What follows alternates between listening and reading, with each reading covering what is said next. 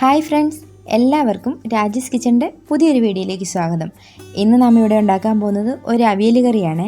എൻ്റെ കയ്യിലുള്ള മിതമായ പച്ചക്കറികൾ കൊണ്ട് തട്ടിക്കുട്ടിക്കൊണ്ടാക്കിയ ഒരു അവിയലാണ് കേട്ടോ. ഓണമൊക്കെ അല്ലേ, കിടക്കട്ടെ ഒരു അവിയലെന്ന് ഞാനും കരുതി.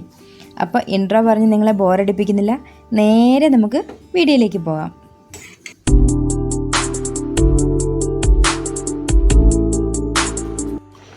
അങ്ങനെ നമ്മൾ എൻ്റെ കയ്യിലുണ്ടായിരുന്ന പച്ചക്കറികളെല്ലാം കൂടി നീളത്തിലരിഞ്ഞ്, അവിയലിനരിയുമ്പോൾ നീളത്തിൽ വേണം അരിയാൻ കേട്ടോ. നീളത്തിലരിഞ്ഞ് അല്പം വെള്ളം ഒഴിച്ച് ഉപ്പും മഞ്ഞളും ഇട്ട് അടുപ്പിൽ വേവാൻ വെച്ചിട്ടുണ്ട്.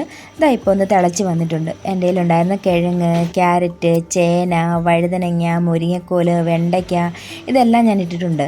വെണ്ടയ്ക്ക ഇട്ടപ്പോൾ ഒരു എളുപ്പ് വന്നായിരുന്നു കേട്ടോ. എന്നാലും കുഴപ്പമില്ല, അധികം വെണ്ടയ്ക്ക ഞാൻ ഇട്ടിട്ടില്ലായിരുന്നു. ആകെ 2 വെണ്ടയ്ക്ക മാത്രമേ ഇട്ടിട്ടുണ്ടായിരുന്നു കേട്ടോ. കുമ്പളങ്ങ ഇതെല്ലാം ഇട്ടിട്ടുണ്ടായിരുന്നു. അപ്പോൾ അതവിടെ കിടന്ന് വെന്ത് വരുന്ന സമയം കൊണ്ട് നമുക്ക് അതിനുള്ള അരപ്പൊന്ന് റെഡിയാക്കാം.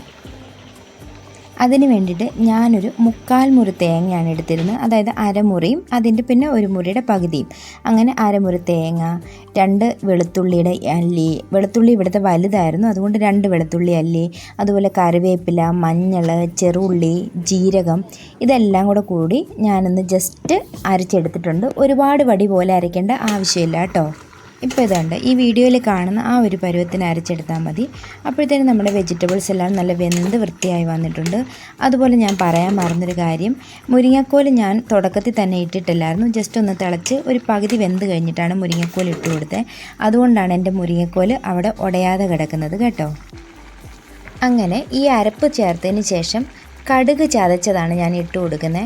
അതെല്ലാവരും ഒന്നും ചേർക്കാറില്ല, പക്ഷേ ഇതുപോലെ കടുക് ഒന്ന് ചതച്ച് ചേർത്ത് നോക്കി, നല്ല ടേസ്റ്റാണ് കേട്ടോ. അങ്ങനെ കടുക് ചതച്ചതും കൂടെ ചേർത്ത് നല്ലവണ്ണം ഒന്ന് ഇളക്കിയെടുക്കാം നമുക്ക്. അപ്പം നല്ലവണ്ണം ഇളക്കി ഇതാ ഈ പരുവം കണ്ടോ. ഈ പരുവത്തിലൊന്ന് ആയി കഴിയുന്ന സമയത്ത് നമുക്ക് ലാസ്റ്റ് ഒരു 1.5 ടേബിൾ സ്പൂൺ തൈര് ഞാൻ ഇട്ട് കൊടുക്കുന്നുണ്ട്, നല്ല കട്ട തൈര്. അതുകൂടി ചേർത്ത് അതിൻ്റെ ഒരു ചെറിയൊരു പുളിയും ഒക്കെ, തക്കാളിക്കൊക്കെ പുളിയുള്ളവരാണ് ഇത് ചേർക്കണമെന്നില്ല, പക്ഷെ ചെറിയൊരു പുളിയും കൂടെ ഒക്കെ ഉണ്ടെങ്കിൽ നല്ല ടേസ്റ്റ് ആയിരിക്കും നമ്മുടെ അവിയലിന് കേട്ടോ. അങ്ങനെ നമ്മൾ തൈരൂടെ ചേർത്ത് നല്ലവണ്ണം ഒന്ന് ഇളക്കിയെടുക്കുന്നുണ്ട്. ലാസ്റ്റ് വേണമെന്നുണ്ടെങ്കിൽ ഒരു കറിവേപ്പിൻ്റെ തണ്ടും അതുപോലെ കുറച്ച് പച്ച വെളിച്ചെണ്ണയും കൂടെ ഒന്ന് ഒഴിച്ചു കൊടുത്തു കഴിഞ്ഞാൽ ഇന്നത്തെ അവിയൽ സെറ്റ്. അപ്പം ഞാനിവിടെ എക്സ്ട്രാ കറിവേപ്പില ഒന്നും ഇട്ട് കൊടുത്തിട്ടില്ല, അല്പം പച്ച വെളിച്ചെണ്ണ കൂടി മാത്രം ഞാൻ ഒഴിച്ചു കൊടുക്കുന്നുണ്ട്. അങ്ങനെ നമ്മുടെ ഇന്നത്തെ അവിയൽ ഇവിടെ റെഡി ആയിട്ടുണ്ട്. ഇങ്ങനെ കറി വെച്ചിട്ടില്ലാത്തവർ ഒന്ന് ട്രൈ ചെയ്ത് നോക്കണേ, അടിപൊളി ടേസ്റ്റായിരുന്നു. പൊഴുത്തി പറയുന്നൊന്നുമല്ല, അടിപൊളി ടേസ്റ്റായിരുന്നു. അപ്പം ഇന്നത്തെ എൻ്റെ വീഡിയോ ഇഷ്ടപ്പെട്ടുവെങ്കിൽ സബ്സ്ക്രൈബ് ചെയ്യണം, സപ്പോർട്ട് ചെയ്യണം. ടാറ്റാ.